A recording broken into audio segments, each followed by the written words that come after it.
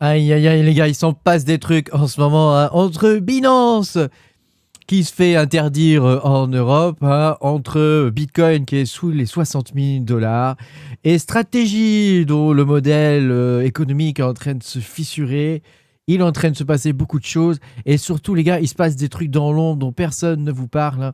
En particulier, il y a un choc de l'expiration trimestrielle de 10 milliards hein, qui arrive sous le prix Max Payne. Bon, on va en parler de tout ça dans la vidéo, mais tu vas voir que bah, finalement, contrairement à ce que je pensais, le bottom à moi n'est peut-être pas atteint finalement, et on risque d'aller beaucoup plus bas. Pense à mettre un petit pouce bleu, abonne-toi à la chaîne si t'es pas abonné. Je te rappelle que tu peux me soutenir en allant sur patreon.com/makertronic. Tu peux avoir toutes mes vidéos exclusives hein, sur le minage. En ce moment, il y a beaucoup de trucs à miner, les gars. Vraiment, hein, c'est la fête du slip en ce moment. Donc voilà, si tu as envie de faire du minage et de gagner un peu des sous, bah en tout cas j'espère, bah voilà, tu peux me soutenir et puis tu auras accès à mon Discord et à tout le bazar qui va avec.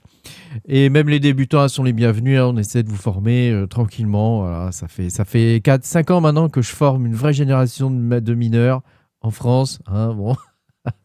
C'est avec grand plaisir.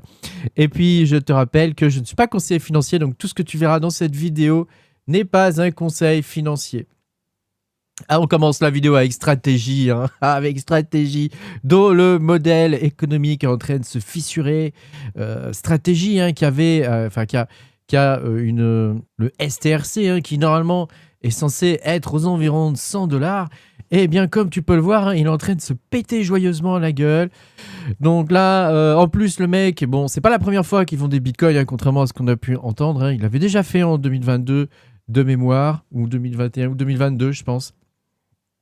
Donc tu vois, c'est pas la première fois, mais c'est quelque chose qui est en train de se mettre en place. Donc là, le risque, hein, il n'est pas seulement sur le prix du Bitcoin, mais sur la mécanique, sur toute la mécanique financière qui a été construite autour de stratégies. Est-ce que BlackRock et compagnie, enfin la TradFi, essaient d'éliminer Michael Saylor? C'est fort possible. Hein. Est-ce que le mec doit arrêter d'acheter du Bitcoin pour sauver son espèce de système financier? En gros, il a construit une sorte de banque, hein, si tu veux. Hein. C'est une banque qui ne dit pas son nom. Hein. Mais en tout cas, au niveau des couvertures des dividendes sur le STR, il est passé de plus de 7 ans à 14 mois avec environ 1,2 milliard d'obligations annuelles. Donc tu vois que ça commence à puer. Donc ça peut être pas mal pour faire baisser le prix du Bitcoin. Bah oui, parce que nous, qu'est-ce qu'on veut hein? On veut que le prix du Bitcoin, il se pète la gueule. On veut qu'il baisse. Mais oui, on veut pouvoir acheter du Bitcoin, nous. Hein. Moi, j'ai plus de Bitcoin. J'ai plus du tout de Bitcoin. Je veux que Bitcoin baisse.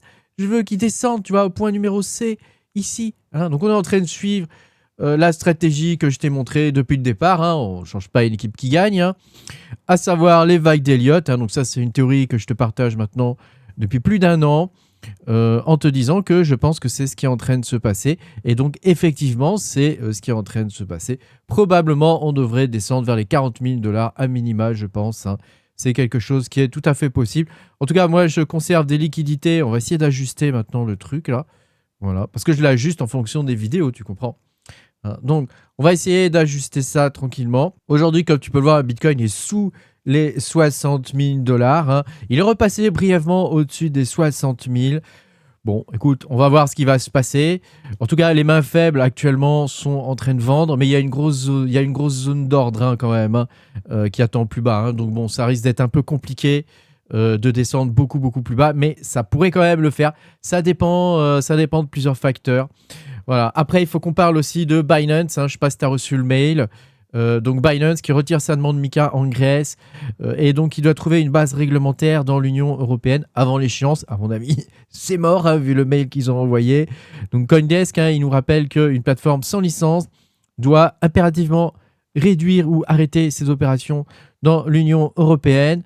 Et donc, si tu veux, Binance aujourd'hui ne ferme pas, hein, puisque Binance va continuer d'opérer dans le monde entier, sauf en Europe évidemment, vu que ils ont perdu temporairement leur accès à l'Union européenne. N'écoute pas tout le FUD hein, qu'il peut y avoir autour de Binance, hein, parce que c'est pas parce que ils peuvent plus opérer dans l'Union européenne temporairement qu'ils ont été éjectés, ces plus grosses exchanges. Donc probablement, il y a du chantage, on va savoir ce qui se passe derrière. On n'en sait rien, puis bon, à la limite, on s'en fout, quoi. Mais voilà, en tout cas, ce qui est sûr, c'est qu'à un moment donné, ils vont revenir. Hein, c'est pas possible qui ne reviennent pas. Eux, ils ne peuvent pas se passer d'une manne financière telle que l'Europe. C'est pas possible. Alors comme tu peux le voir, hein, du coup, hein, là pour l'instant, hein, les nouvelles sont quand même assez bearish, donc c'est très bon pour nous ça. Donc ça serait pas mal que le prix continue de descendre. Alors maintenant, on va voir exactement ce qui est en train de se passer, la manipulation qui est en train de se passer dans les coulisses. Aujourd'hui, hein, donc vendredi, on a une expiration trimestrielle qui a lieu sur Deribit, donc la principale plateforme d'options crypto. Et le montant dessus, il est colossal, hein, il est de 10,6 milliards de dollars d'options Bitcoin hein, qui vont arriver à échéance. Et c'est le point vraiment le plus important, c'est que la majorité de ces options ne gagnent rien au prix actuel. Aujourd'hui, seulement 2 milliards de dollars d'options sont dans la monnaie hein, et environ 8,6 milliards de dollars, donc à peu près 80% des options sont en dehors de la monnaie. Hein. C'est CoinDesk qui nous dit ça. Ça veut dire qu'une partie des bitcoins hein, qui vont expirer sont sans valeur, hein, pour t'expliquer les choses simplement. Et donc, quand autant d'argent arrive à échéance en même temps, mon gars, c'est pas un détail. Hein. Donc, ça peut créer des mouvements qui peuvent être extrêmement violents parce que tous les traders, les desks institutionnels et les market makers, ils vont tous ajuster leur position avant et après l'expiration. Donc, voilà le graphique hein, qui est censé représenter ça. Hein.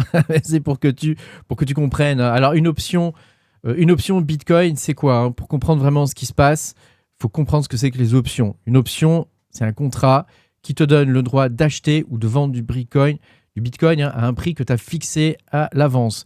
Donc, il y a deux grands types d'options. Il y a les options call, donc c'est un pari haussier. Hein, donc, celui qui achète une option call, il gagne de l'argent si Bitcoin monte au-dessus d'un certain prix. Et puis, tu as l'option put. Hein, l'option put, c'est un pari baissier. Donc, celui qui achète une option put, il gagne de l'argent si Bitcoin descend sous un certain prix. Hein, et le prix qu'on fixe à l'avance, il s'appelle le strike. Alors, je te donne un exemple tout bête. Hein. J'achète un call, par exemple, avec un strike à 80 000 $. Je gagne vraiment si Bitcoin monte au-dessus de 80 000 $ avant l'expiration. Si Bitcoin reste à 60 000 $, mon option expire et donc elle est sans valeur. Donc c'est exactement ce qui se passe ici. Hein. Il y a beaucoup de traders qui ont parié sur des prix bien plus hauts au niveau de Bitcoin. Le problème, c'est que Bitcoin est resté à des prix bien plus bas. Hein. Donc ça veut dire que le strike de 80 000 $, par exemple, ça représente aujourd'hui environ 406 millions de dollars d'open interest côté call, tandis que les strikes à 60 000 $ représentent environ 450 millions de dollars côté put. Ça veut dire qu'aujourd'hui, hein, on a deux zones clés véritablement. Hein. On a la zone à 60 000 $, donc en bas, hein, qui concentre beaucoup de puts. Et on a une zone à 80 000 $ en haut qui concentre beaucoup de calls. Et donc le marché, si tu veux, il est un peu coincé entre les deux. Alors maintenant, les gars, on va parler du gamma flip. Hein. Alors le gamma flip, c'est ce qui mesure la vitesse. Alors, c'est un peu compliqué, hein, mais c'est ce qui mesure la vitesse à laquelle le delta d'une option change quand le prix du Bitcoin bouge.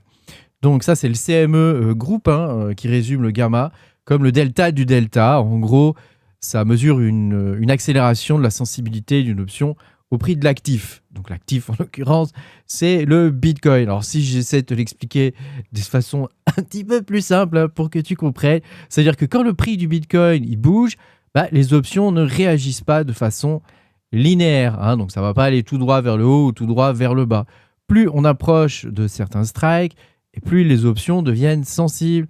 Et plus elles deviennent sensibles, plus les market makers doivent se couvrir rapidement. C'est là qu'on parle maintenant de delta hedging. Ça veut dire que les market makers, en gros, ils vont vendre des options, mais ils ne veulent pas forcément parier sur la hausse ou sur la baisse du Bitcoin. Eux, ce qu'ils veulent, c'est rester neutres. Donc, ils ajustent leur couverture en achetant ou en vendant du Bitcoin ou des futurs Bitcoin, par exemple. Et donc, quand le marché est en gamma positif, ces couvertures, elles ont tendance à calmer le marché. Ça veut dire que, en gros, les dealers, les revendeurs, hein, en gros, ils vendent quand ça monte et ils achètent en gros quand ça baisse, hein, pour parler très simplement. Et quand le marché il est en gamma négatif, c'est l'inverse qui se passe. Hein. Les vendeurs, donc, ils peuvent être simplement obligés d'acheter quand ça monte et de revendre quand ça baisse. Donc ça amplifie, si tu veux, les mouvements. Aujourd'hui, le marché il est coincé sous une zone de gamma flip qui est située aux alentours hein, de 68 000 $, 70 000 $. Tandis que Bitcoin, lui, il reste sous cette zone. Hein. Donc vraiment, c'est un moment assez crucial qui craint. Donc ça veut dire, hein, grosso modo, je vais essayer de t'expliquer ça plus simplement, ça veut dire que si Bitcoin tient les 60 000 $, bah, le marché, il peut respirer, donc pas de souci. Les vendeurs prennent pas totalement le contrôle. Et après l'expiration, donc il y a une partie de la pression qui est des options qui peut disparaître. Mais si le Bitcoin casse franchement les 60 000 $, et c'est aujourd'hui, hein, c'est le cas, bah, la situation va changer. Hein. On peut entrer dans une mécanique baissière qui va être auto-renforcée. Donc ça veut dire que plus le prix baisse, plus les acteurs ils doivent continuer de vendre, si tu veux, pour couvrir leurs risques. Donc ça va accentuer, ça va augmenter le mouvement. Et donc on pourrait aller vers un mouvement qui nous amènerait aujourd'hui aux environs de 54 000, 56 000 $. Hein. Étant donné que la zone des 60 000 a cédé, c'est probablement, les gars, ce qui va se passer. Donc on risque de continuer d'avoir une période baissière. Hein. Bon, c'est pas une grande surprise, mais je voulais t'expliquer techniquement ce qui se passe au niveau des marchés pour que tu puisses comprendre, parce que c'est vrai que c'est pas quelque chose qu'on entend beaucoup. Qu'on n'entend pas du tout même, et donc voilà, je voulais t'expliquer un peu le principe de fonctionnement avec le CME. Hein. Alors il y en a qui vont te dire que c'est de la manipulation. Alors c'est vrai qu'il y a une mécanique de marché derrière, hein, tout ça, hein, qui est réelle. C'est-à-dire que bah, par exemple les vendeurs d'options, ils ont intérêt à ce que beaucoup d'options expirent sans valeur. Hein. C'est plutôt dans leur but. Hein. Les market makers, eux, ils doivent ajuster leur couverture. Et puis les gros desks, évidemment, ils peuvent influencer le prix à court terme. Et donc c'est vrai que quand il y a 10 milliards d'options sur la table, bah, les flux, bah, c'est pas neutre. Hein. Donc il y a forcément des manipulations. Donc on pourrait dire que Wall Street manipule le prix, en gros, pour voler les primes. Hein. Ça paraît un peu simpliste, hein, comme explication, mais voilà, c'est quand même, voilà, on s'en approche quand même un petit peu. Hein. Merci beaucoup les gars d'avoir regardé cette vidéo.